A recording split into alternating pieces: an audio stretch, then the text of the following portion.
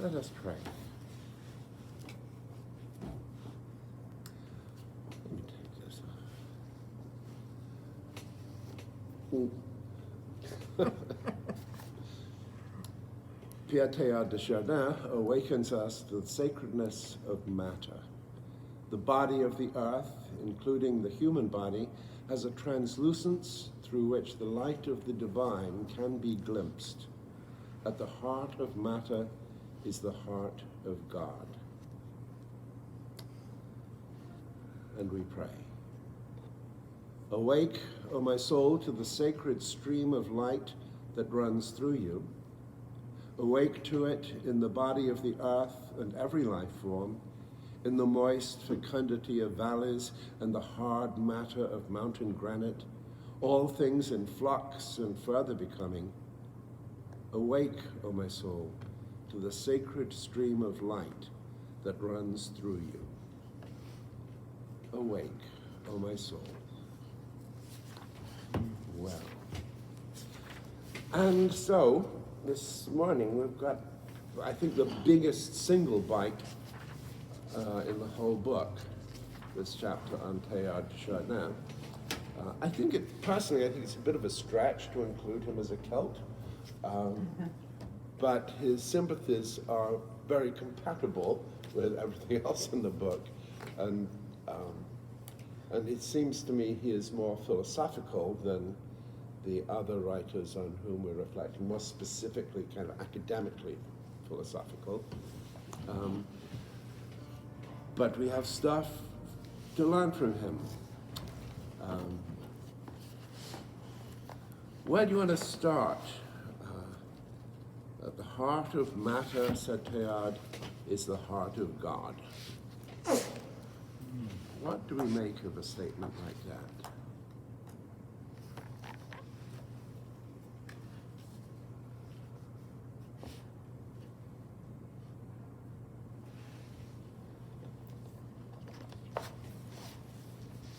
Anybody? Well, let's read a little bit further. Let us leave the surface, said Teilhard, and without leaving the world, plunge into God.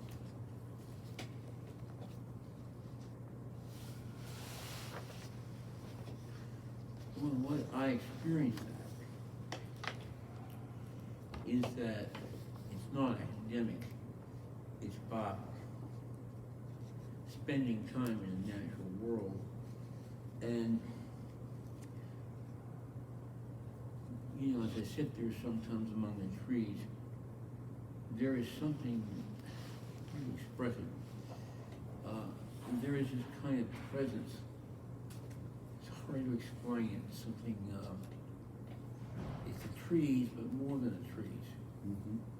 And I think he means something like that, the sense I have is that it's all sacred, very peaceful.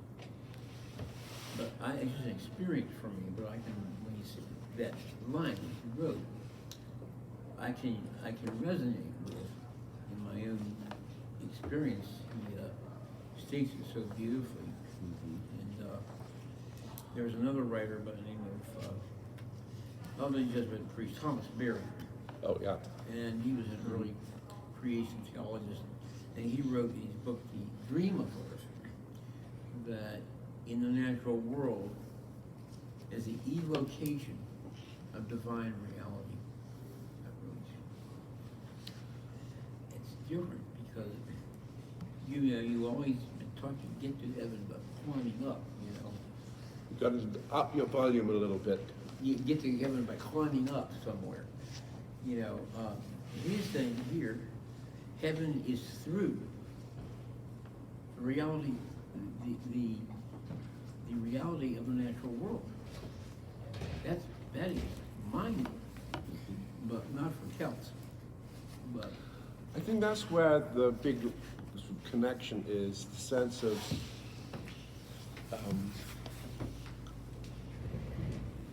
that presence being, well, obviously the sacredness of creation itself. That's the connection that Teilhard gives us.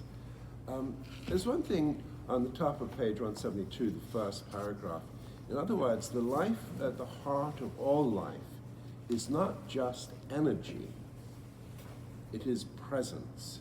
The universe is radically relational. And you've heard me talk, some of you, about the Trinity, and the ultimate reality of creation is relational. That's what the Trinity is about.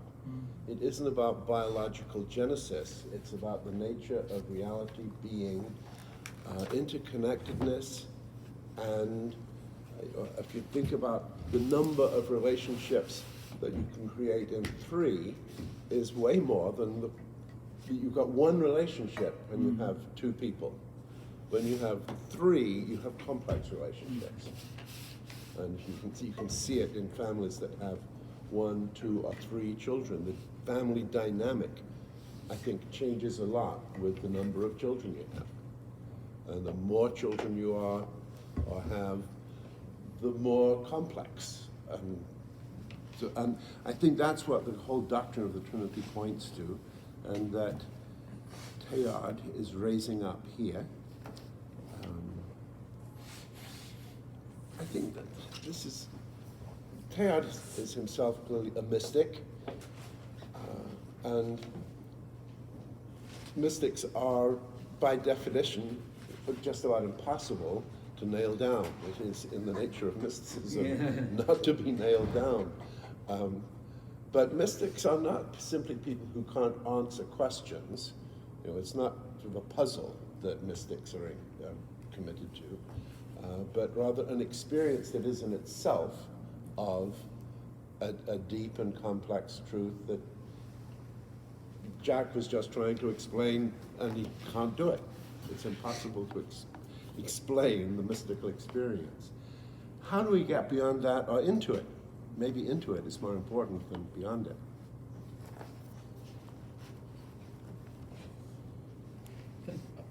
I know he later went to the Far East was he a paleontologist or an archaeologist? Paleontologist.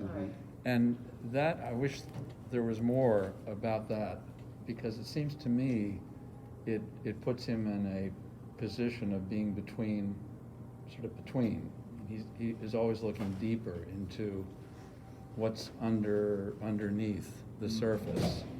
I'm sure those studies in his writings, not that familiar with all of his writings, but it seems to me that would be a very interesting journey. Yeah, and he was a brilliant scientist, as well as a theologian. What do we make of the fact that he was forbidden to teach and forbidden to publish his theology? What do you make of that? Another push against the system, or the system pushing against him. I will always remember, and I've said this before, being in Rome and having Bo Chapman say to me, "Oh, see that blue door across the plaza right there?" And I said, "Yes." And he said, "That's the door Galileo went into to be confronted with his scientific knowledge." And I just, to have an actual thing still be present in my life, that door was there, it just pointed out to me how absurd that was. This too being absurd.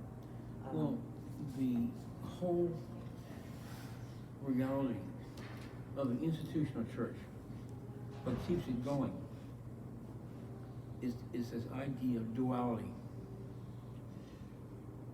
The earth and spirit are separate, and therefore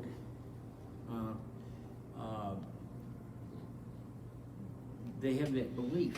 And when Teilhard,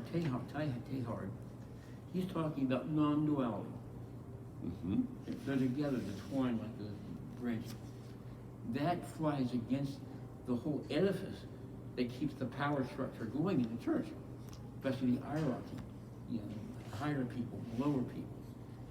And, you know, that doesn't, they don't want him going around there and challenging that, because it challenges their whole basis of religious existence. What does his example say to us about our own personal faith and what we believe and how it moves us? And I think that what we're reading is very revolutionary. And here we are in a staid, very traditional ecclesiastical structure, both physically and organizationally. And it's a structure that I love and I protest has maintained some core of all of this stuff for 2,000 years. And I don't think that all of the, let's say, the progressive views that I have can survive without an overarching institution. And that puts me in conflict with my own sense of obedience at times. You know, I might have mentioned to some of you, in the middle of my middle year in seminary, my faculty advisor wanted to kick me out of seminary as unfit for the ministry because of what I believed. Wow. He was not the favorite professor on campus. No. He was, fortunately, I had other faculty members who went to bat for me in a faculty meeting. But An interesting observation, having my personal faith be very important to me, having grown up in the church, having experienced the Episcopal system, which to me is very liberal compared to some. Our children were in the Catholic school system for 14 years, if you include my daughter following my son, and I confronted the institution often, not realizing I was going to. Like, women couldn't make the decisions. The school was run by nuns.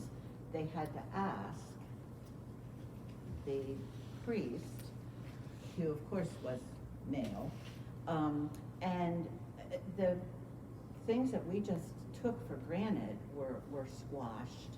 So the whole time we were appreciating the structure of the classroom and the wearing a tie in high school because everybody was expected to take this seriously and whatever. That paid off in spades with my kids going on to college and knowing how to study and deal with life and all of that. But we also had the opposite of that happened. I mean, I found myself on the board of education for that system, and one of the newer priests wanted me removed, you know, and because I was a pagan, you know, being Episcopalian. And of course the principal ran down the hallway after me after that meeting and said, I hope you were not offended by that. You're certainly not going to be removed from the board. And I said, listen, this is where I am.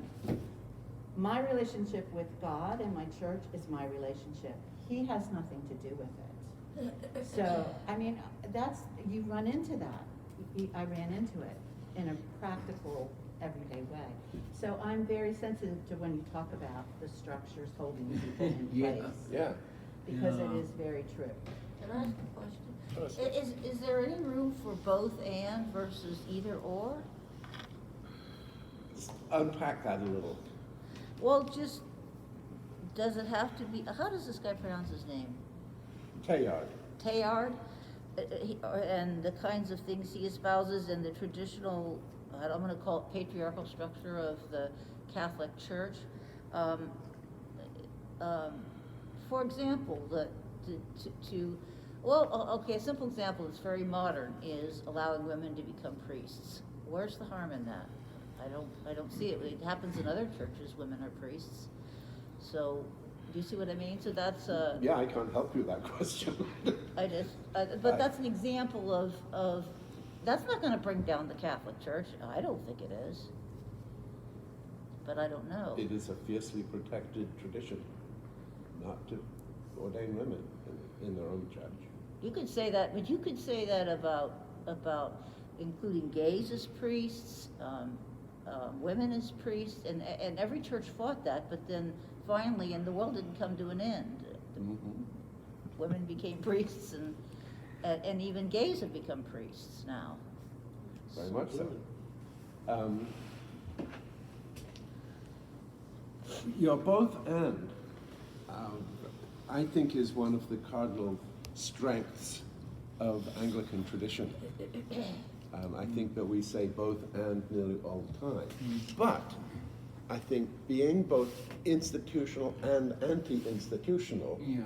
puts you in a tension where you still have to make decisions and you still have to have sort of some kind of core conviction of your own. And what I love about our tradition is that it invites exploration of questions and tensions rather than giving really neatly packaged answers. We don't. Yes, and you could make a case that the tension is the thing that predicates creativity, that without it, we would become extremely complacent and just. And rather boring. I saw that happen Amen. at the Methodist Church on Center Street. I think they became completely complacent, and I think that church, it failed. Mhm. It collapsed.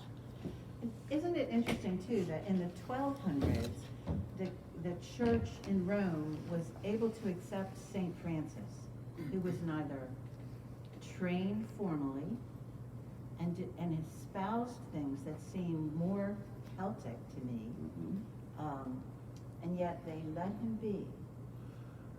You don't know St. Francis? To some extent. But he was not highly favored. And he didn't write, for one thing. That's a good thing. Keeps you out of trouble, not writing. Yeah. But look at his longevity. There's something that was needed there. Yes. Yeah.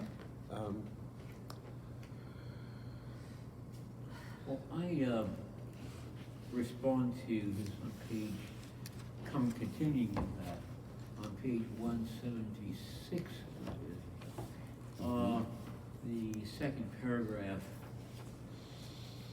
As we have already noted, the word revelation comes from the Latin word revelare, which means to lift the veil. In the Celtic world, Jesus was seen as lifting the veil to show us what we had forgotten, which is not a foreign truth, but the most intimate truth, intimate of all truths. And then further down it says, the great mystery of Christianity, said Teilhard, is not the appearance of God in the universe, but the transparency of God in the universe. I really resonated to that. Jesus showed us what was already we'd forgotten, is what they're saying, I think. So the invitation of the Celtic tradition and Teilhard is to perceive depth reality, not surface reality, I think. And that depth is sacredness. How does that affect what we do, how we behave?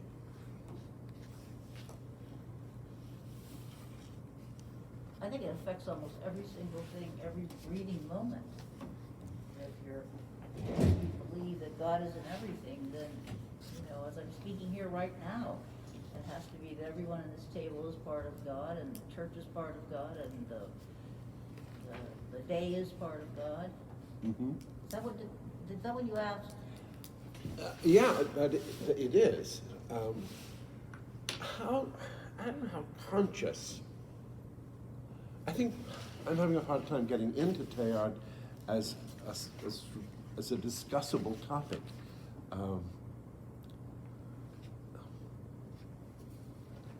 I do believe, and something that is Teilhardian, that at some level every atom in the cosmos longs to remain in relationship with every other atom.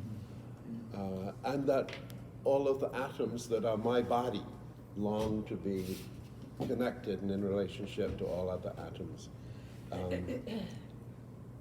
How does that awareness, and I think for me it gives me a sense of belonging, a sense of some being at ease in the world. Not constantly. And there are people in whom I have a very hard time seeing the presence of God. Right. And I'm not just talking about the obvious things like Putin, for instance, right now. I have a hard time perceiving the presence of God in him and his actions. But I'm not just talking about those big things. There are people who are just plain irritating and put a knot in my stomach. And that's also hard. How does my conviction that God is in all things and the force of everything, how does it affect my attitude towards people that just tick me off? Well, that's back to the tension that you have to me, that predicates self-examination is, why does that particular person irritate me? That I have to, that comes back to me.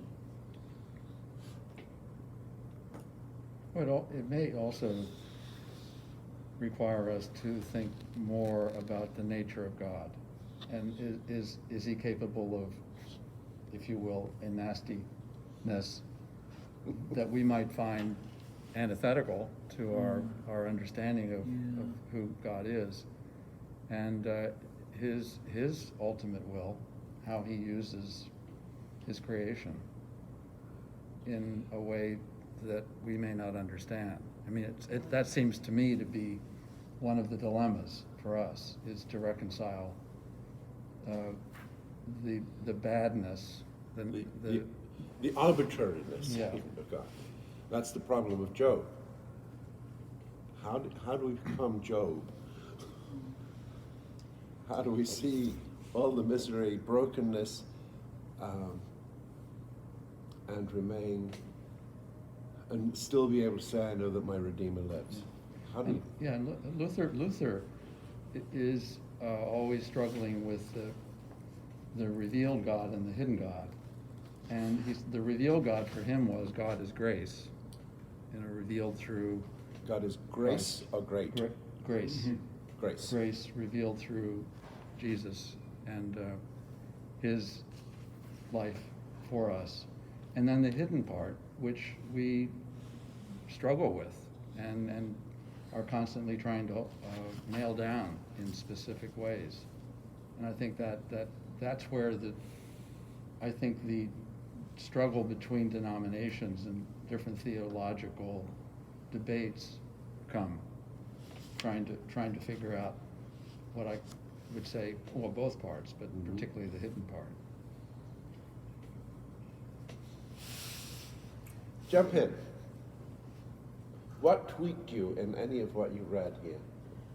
I very much responded to the interconnectedness of everything.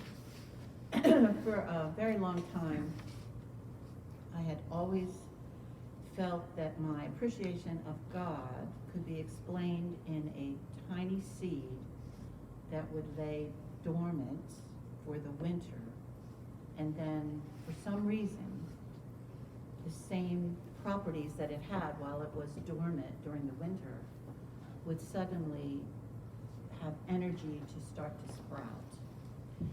By reading this chapter, I've added, but there's an interconnectedness to the shade that was offered by trees and the lack of shade after they lost their leaves, water, the rain, the tendrils of other things working the soil.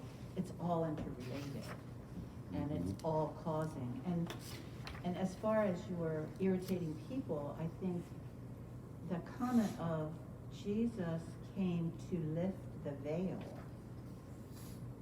in the Celtic world, Jesus was seen as lifting the veil to show us what we have forgotten. Maybe they understood all of this interrelatedness clearly by the designs they used. And we had forgotten that, and that one of the main purposes was Christ revealing that to us again. If we're all interrelated, then irritating people have a place. Or maybe they've just, bad people like Putin have just totally wandered off from, because there clearly is dark and light in the world. And I'm going to read a section, the whole section that begins on page 184, for me, began to point to some practical implications. Not about our ego, at the bottom of that second paragraph underneath the star. Our ego has been created not to be the center, but to serve the center. Not to focus on itself, but to focus on the sacredness at the heart of one another and all things. And I think, Sylvia, you're saying, what is it about me that kind of allows this other to put a knot in my stomach? It's not about the other, it's about me and focusing on what my responsibility is. He goes on to say,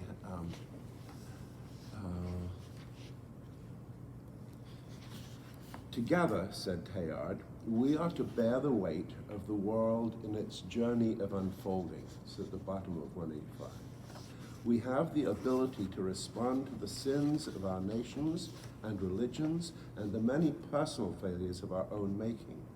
We have the ability to confess, to name and repent of what we have done to the earth and one another, and to allow those failings thus to be turned into the stuff of new beginnings.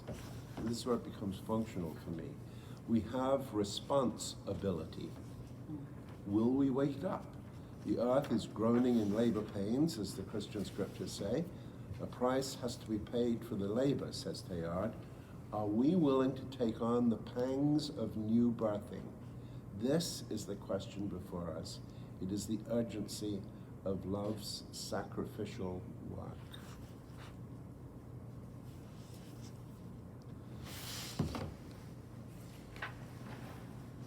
Well, Teilhard talks about this friendship he had with Lucille. And it was very powerful. Apparently, she really supported his views on things. They were very similar. And on page 183, the second paragraph, once again we see the importance of what the Celtic Christian would from the earliest centuries have been called the anam-cara relationship. Having a friend, a lover of the soul whose very presence calls forth what is stirring in our depths, longing to come up into consciousness. Lucille was a lover of Teilhard's soul. She released in him what he had not been able to articulate, and she is kind of the divine feminine in the way I would look at that. But that idea of relationship, the anam-cara, is there too, that we were talking about. It's all in relationship, really. And I thought that was a beautiful piece about that relationship with Lucille. Yeah. So, kind of like Tchaikovsky and Madame, where she was, for his music.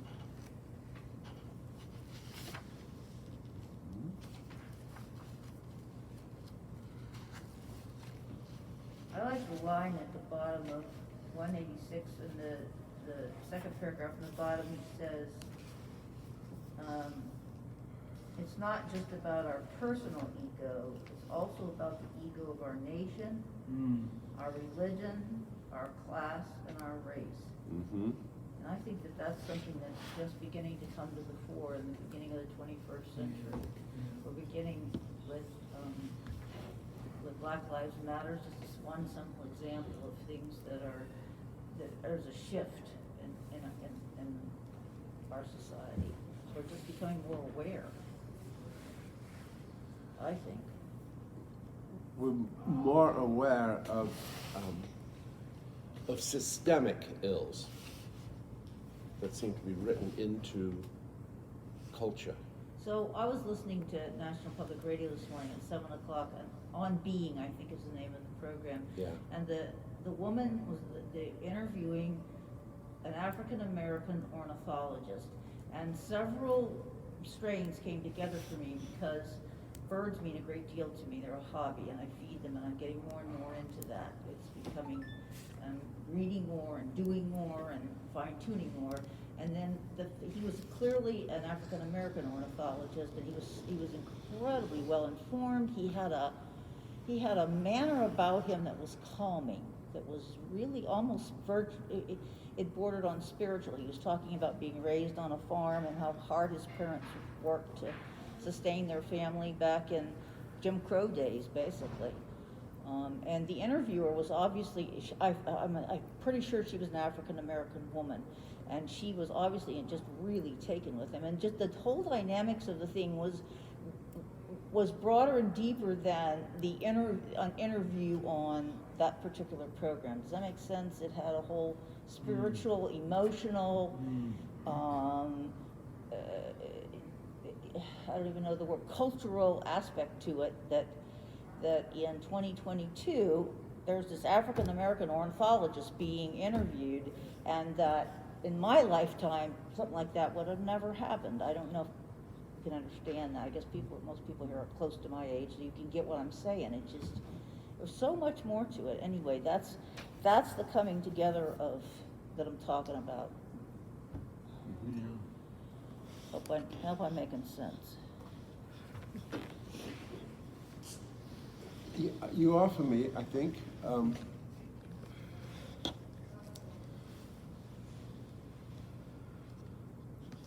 we have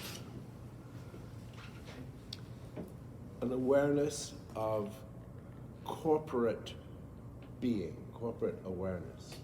And if you think about what's happening in Ukraine, what President Zelensky has done is raise to awareness a national identity. And he's done extraordinarily well, by personal courage, obviously, but he has touched an awareness on the part of a good number of people. And it seems to me that's a new kind of awareness in the world, is what you're talking about, I think. That corporate identity is, I think, essential to being human these days. We cannot exist as solitary beings. We are called into relational existence. Again, which is what our understanding of God as Trinity points to, that we, to honor our being made in the image and likeness of God, we have to be in relationship. And so to care about one another, to be a part of a corporate identity, is to be godlike. Not going anywhere. I think it's depends on what kind of corporate identity you have. If you take the industrial agriculture corporate identity, and you're part of that, or you're eating food grown by that way, I mean, that is really, they're really death dealing, and it needs to change. But if you are part of that, if you eat all their food, which is produced terribly with pesticides and killing insects and polluting streams and polluting the air and devastating animals, the workers are worked to hell sometimes, and you're eating that food, you are maybe kind of unconsciously participating in that corporate identity. even though it's pretty bad. Maybe the word corporate has a lot of connotations that weren't intended. I think maybe community, Yeah. life in community, life together is more of a sense of what that.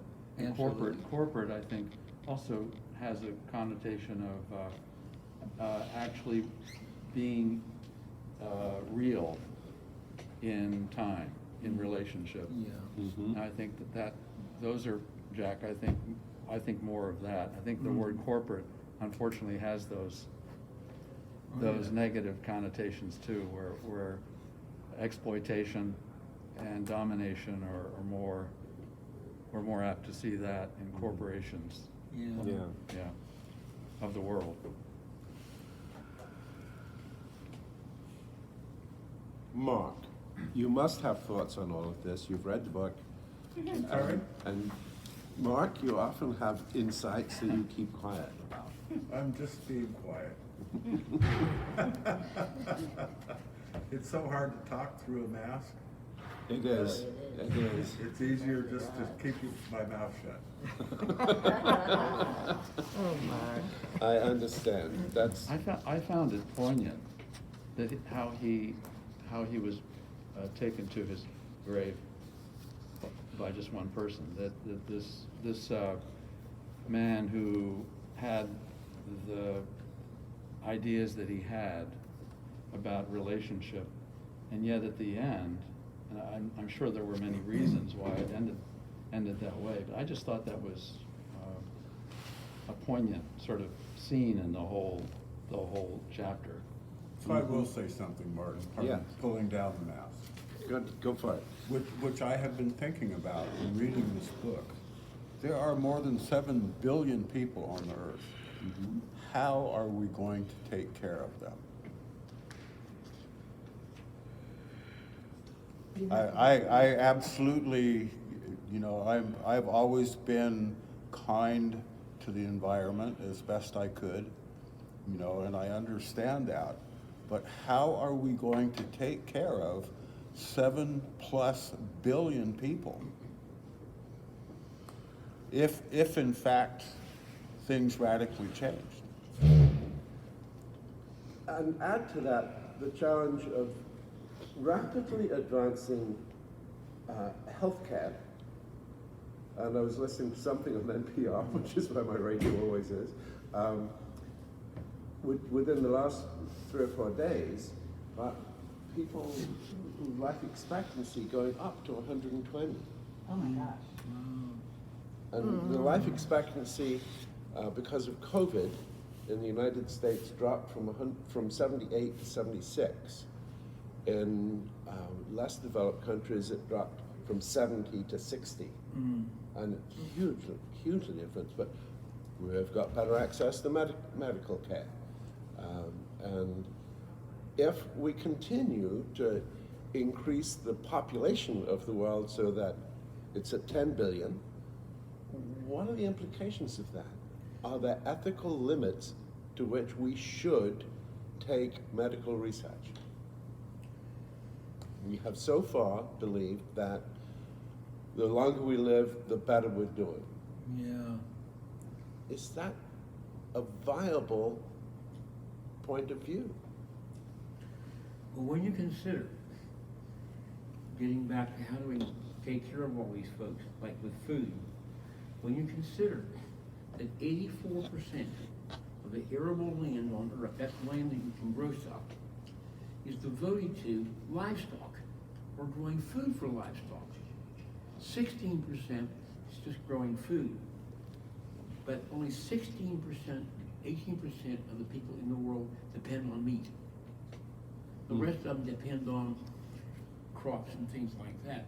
So you see right away where the Western world, which is heavily meat eating, is taking up a huge amount of space for the cattle that could be used to grow crops.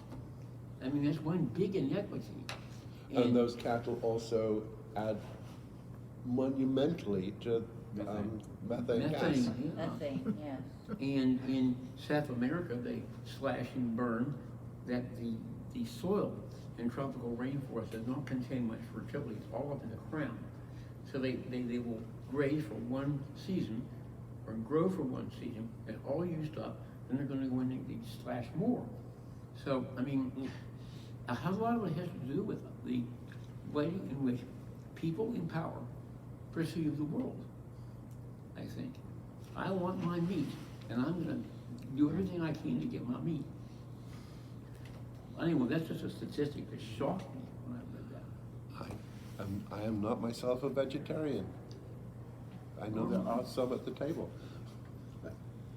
But I mean, I think Mark's question goes right back to the call to see the interrelatedness of everything. Yeah. And I think until more of the world, I don't think there won't be all the world, but more of the world, more societies, more countries, individuals see that truth and act on it to change ways, priorities, diets even. Until that happens, there won't be much change. So I guess the question, Mark, that is the pivotal question. So how does that response happen across the world? We're seeing now some signs of it, but I think the forces against that, the selfish, self-interested forces against it are pretty powerful. So it's going to be a hard sell, I think, for a lot of people. And we are all complicit in that enterprise to some extent, whether we're happy about it or conscious of it, is another matter.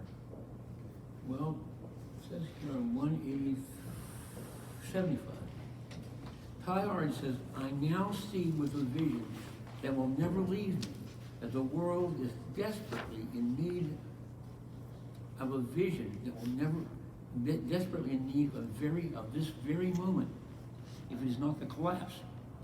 100 years later, these words speak into the heart of the present moment, perhaps more powerfully than ever. If the world as we know it is not the collapse, we need to reawaken to the spirit shining in matter. What page is that? 175, kind of the third paragraph near the bottom. If the world we know is not the collapse, we need to reawaken to the spirit shining in matter. Right, I've got it in the line. I mean, who we are, but I mean, And matter is inclusive of creation, Absolutely. all aspects of creation. So it's not just the rock or the tree, it's all created things. So God's created world encompasses, as the author is saying, all things, and is revealed in all things, whether we see it, acknowledge it or not. And the interdependency of all that is crucial to the success of the living world. How do we become revolutionaries in favor of this new world order that seems to be implicitly needed? How do we do that?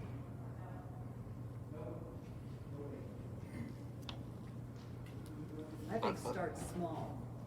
Just start in your own community with what you can do. That's how, and then hopefully something would build, but ask me what we should start with, I don't know.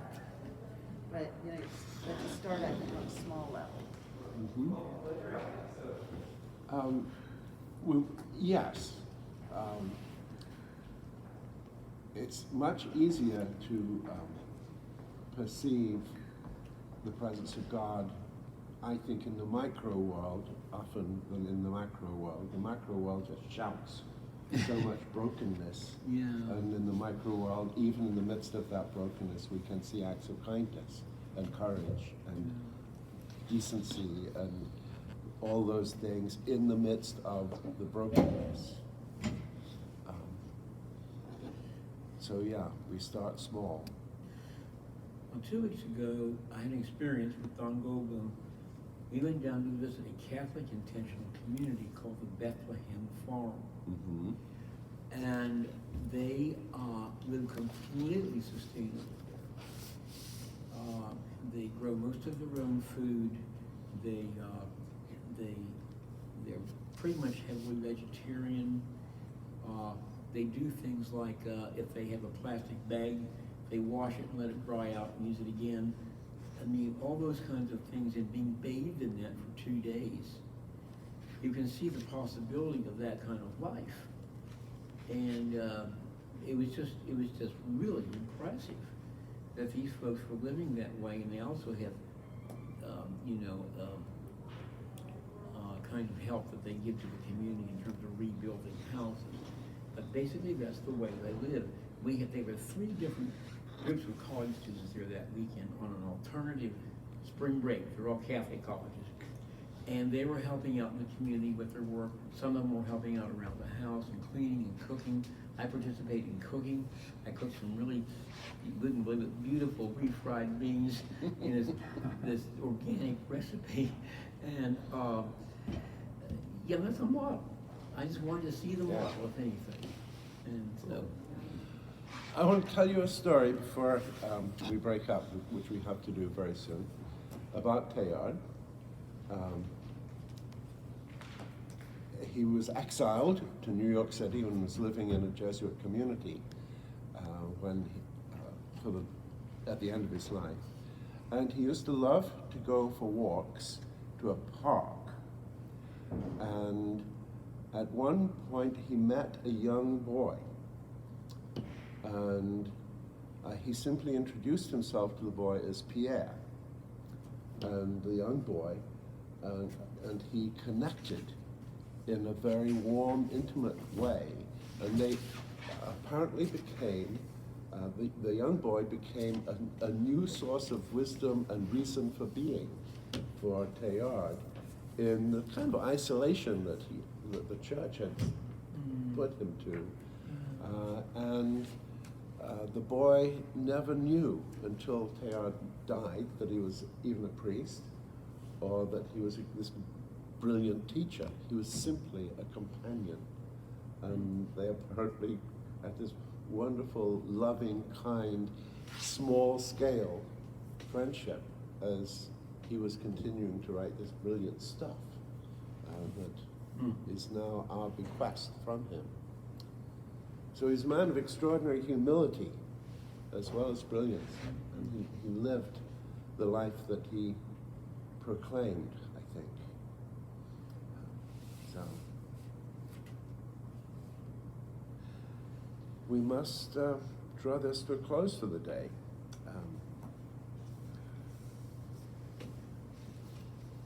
We look for the unveiling of God in the universe.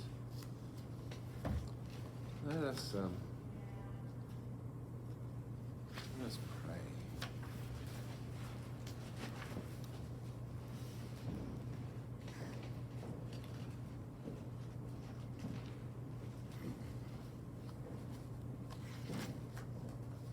Awake, O my soul, to the sacred stream of light that runs through you.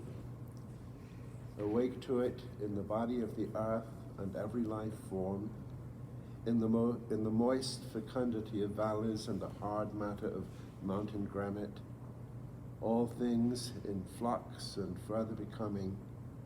Awake, O my soul, to the sacred stream of light that runs through you. Alert me to the stream of light in the world's brokenness. As the poet Leonard Cohen pointed out, that's how the light gets in the cracks in existence. Awake, our souls, awake.